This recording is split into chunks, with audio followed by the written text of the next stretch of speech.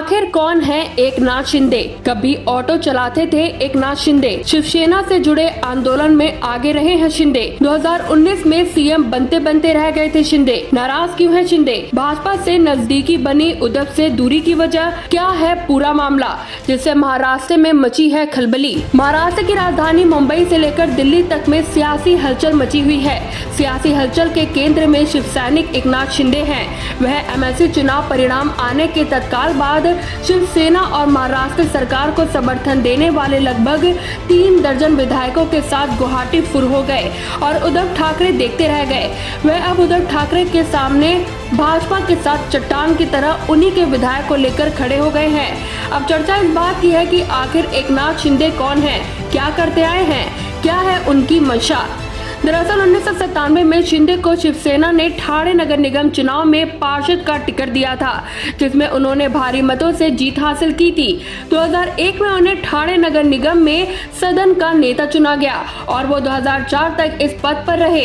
इसके बाद उन्होंने हार का मुंह ही नहीं देखा।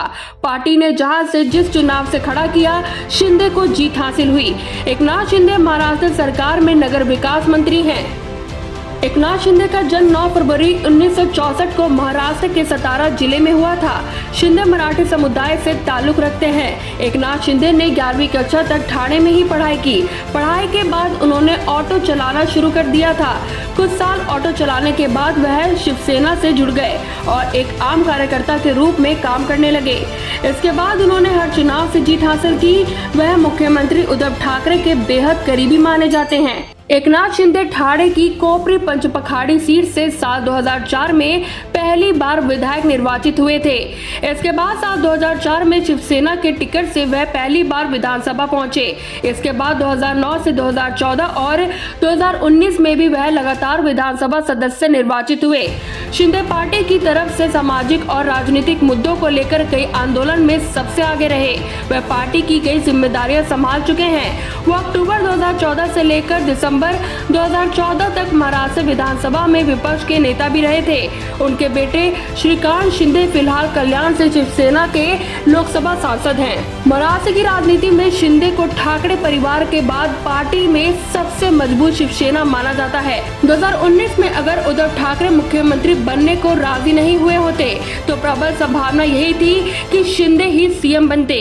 2019 के चुनावी नतीजे आने के बाद शिवसेना ने उन्हें विधायक दल का नेता भी घोषित कर दिया था, लेकिन सहयोगी पार्टियों की जिद के चलते उद्धव ठाकरे को मुख्यमंत्री बनाया गया। एकनाथ शिंदे पिछले काफी समय से मुख्यमंत्री उद्धव ठाकरे और पार्टी के वरिष्ठ नेता संजय राउत से नाराज हैं।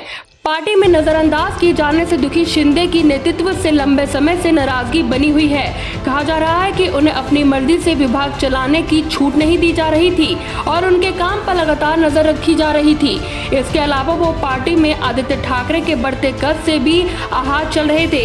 शिवसेना के वरिष्ठ नेता एकनाथ शिंदे पूर्व मुख्यमंत्री देवेंद्र फडणवीस की सरकार में भी मंत्री रह चुके हैं। अब भाजपा ने फडणवीस के साथ उनकी करीबी और शिवसेना से नाराजगी का मौका उठाते हुए सरकार के लिए मुश्किलें खड़ी कर दी। ताजा बगावत के बाद शिवसेना ने उन्हें प्रमुख विप के पद से हटा दिया और उनकी जगह अजय चौधरी को पद सौंपा गया। शिवसेना शिंदे को मनाने की कोशिशों में जुटी हुई है। दरअसल एमएलसी चुनाव के तत्काल बाद से ही महाराष्ट्र की राजनीति में हलचल होनी शुरू हो गई थी। एमएलसी की 10 सीटों पर चुनाव हुए, जिसके लिए 11 उम्मीदवार मैदान में थे।